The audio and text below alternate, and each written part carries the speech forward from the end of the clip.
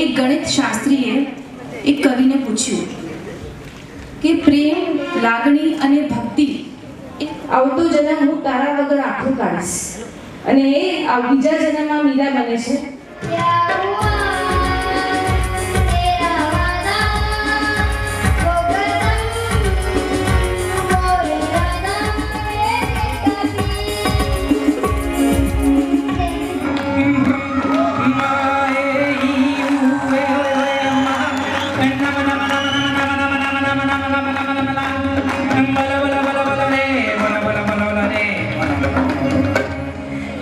चतुर नार बड़ी होशियार,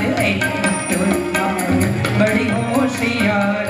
जाने आंगन तेरा तू क्या जाने क्या है लागे मोरे नैना कुछ बेसारी दुनिया वाली न जाने आंगन तेरा.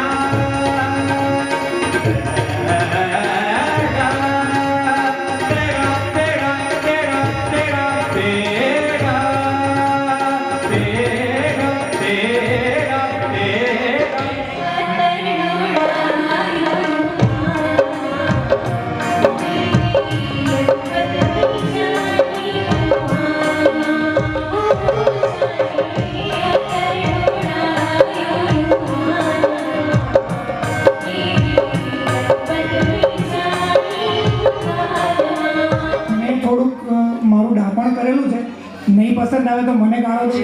बांधी कबूतर उड़ावे रईस तो